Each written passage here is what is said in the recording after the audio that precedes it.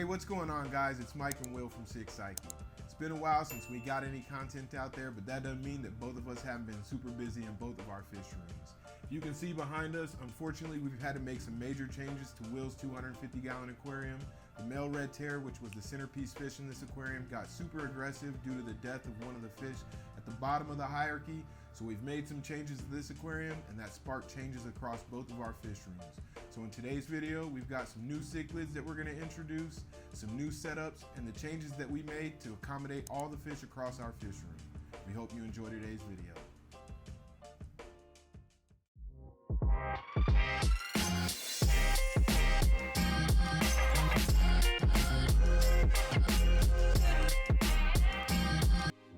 Alright guys, so this is Will's 250-gallon South and Central American cichlid, and this aquarium has been one of both mine and his favorites, but unfortunately we had to take the centerpiece fish with the male red tear out of this aquarium due to some aggression. The red Texas cichlid that he had in here that was at the bottom of the hierarchy passed away about a month ago, and as soon as that fish passed away, a new fish has to become the bottom fish on the hierarchy, and that fish was the electric blue Texas cichlid. So Will called me, I was out on travel, he said, hey man, I think we're gonna have to do something about this 250 with this male red tear to manage the aggression. He looked at the 125-gallon that he had outside of this fish room, looked at the stocking with Jack Dempsey's, a Cuban, a Mesoheros ornatus, and between the conversation that we had, we both thought that it'd be a good idea to try and just flip the two tanks, put the stocking of that tank in this aquarium, put the male red tear into that 125 and isolate it, see how that might work out. Yeah, so in moving the fish, we ended up going with only moving the two Jack Dempsey's and the Cuban in here because the Mesoheros was just a little too small for this tank with those fish, in my opinion. So we put him in with the yellow jacket and the 75 and put the rest of them in here. After about 2 days, I noticed that the Cuban and the two Jacks kept hiding at the very top around the water return valve. So with that, I told Mike, I said, hey, I think I'm gonna have to keep an eye because maybe they're getting picked on. And lo and behold, I came down here one night, sat for about 2 hours and watched the pike and the red tiger motor take turns going back and forth, just chasing those fish. So with that, I was like, hey Mike, we're back to the drawing board. Looks like it's back to the drawing board, huh? But we gotta make another change. And Mike recommended bringing them over to his house so he can put them in his 125. And by talking about that, we was like, hey, why not let's try this wild Colombian Oscar in here. He can be the new centerpiece fish. And we brought it over, put him in here, and it was probably one of the best moves we made because this fish really tamed all of the aggression in here, and it brought back a lot of the activity because everybody was hiding in their little spots because of all the aggression that was going on. And as you can see, everybody's swimming around peaceful. There's very minimal aggression. And when I say minimal, I mean they might chase somebody out of their spot. That's as aggressive as it's gotten. Yeah, and in doing what we did, it created a lot of space across the fish room. So it created space in the tanks over at my house, it created space over here. So this aquarium is kind of the linchpin for a lot of what's going on between both of our fish rooms. So moving that wild Colombian Oscar, it made changes over at my house. And what it also did is it also started to make us look at what tanks do we have available for what some of our future plans are. So I'll let Will get into the next aquarium that we've got some pretty big changes and some new fish. So this next tank here is my 150-gallon.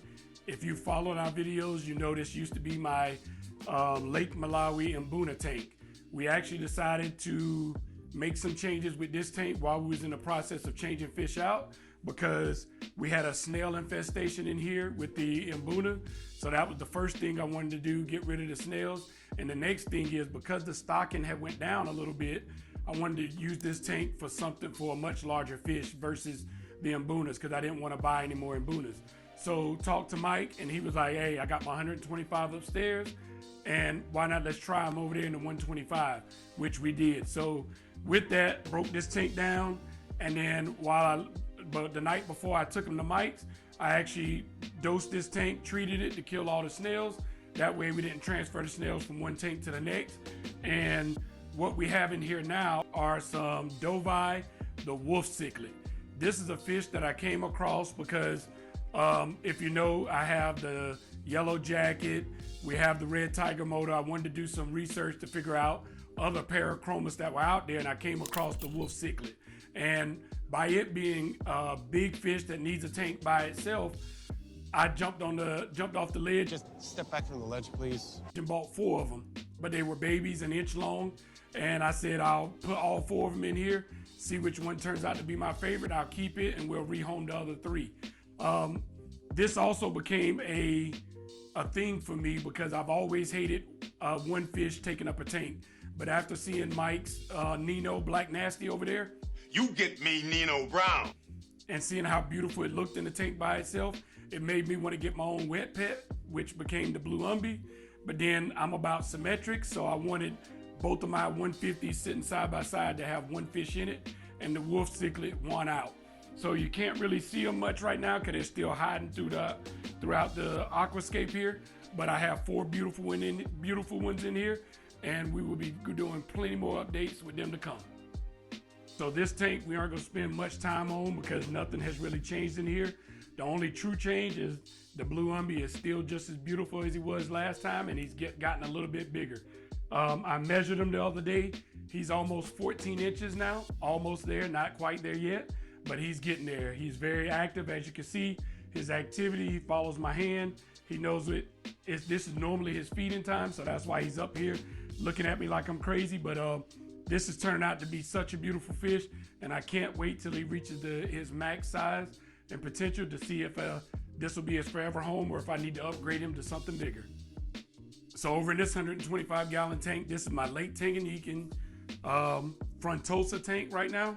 It has all the fish in here from Lake Tanganyika, and it was a tank that started out wanting to cover all the lakes, but then over time, this turned into my least favorite tank. Not that I'm gonna get rid of it, but it's just the one that I like the least because it's not very active. The Frontosas they come up, they swim around, but they're not very super active fish, so that's kind of loses my interest. But it is one that I don't want to get rid of yet. It may be some changes down the line. We may add some more Lake Tanganyika into this tank down the road just to see if we can get some more activity out of it. But overall, very peaceful tank, no activity. I haven't lost any fish out of this tank, which is a great thing because I don't have to deal with any aggression at all. And as you can see, it's pristine and peaceful. And that is the ultimate goal with all the tanks. All right, so here we go to what I call now my quarantine corner, which is really right now it's acting more as a grow out corner than a quarantine. I have 2 55-gallon tanks in here, and in the one on my left right here, these are all our Salvinis. From some of our earlier videos, we had some Salvinis that used to be in the 250-gallon tank. We decided to move them to a 55 because they looked like they was in mating dress. So we moved them over here. They had some babies, had about 150, and we're down to the last probably 20 right now that have survived. And as you can see, they are growing great. Had them about 6 months now. They're growing great, looking good with a lot of activity. This is a tank that we kept bare the whole time we've had them in here, and I just decided to go ahead and dress the tank up some. Added some rocks down here in the bottom. We added some decor just to give them little places to hide. There's no good place to hide. No, yes there is. And to move around because I did notice a little bit of aggression in this tank, the bigger they get. But so far, beautiful tank, and we're just gonna wait to see how these fish turn out. On my other side here, we have another 55. This used to be in my office upstairs. I struggled back and forth with moving it because I wanted to keep something upstairs, but since I have the 75 in the wall, I figured that was enough upstairs. Brought it down here because it was actually getting neglected in my office. So I brought it down, decided to go ahead and dress it up with some good substrate, some driftwood, and there's an actual female yellow jacket in here that we hope to grow up and mate with the male that we have. She's a little shy right now, but she's starting to come around the longer she's been in here by herself. So she's starting to come around. You'll definitely see her more down the road. So here we are at the 125-gallon tank with the infamous red terror cichlid. This is the fish that started all the changes and the moves throughout the fish rooms.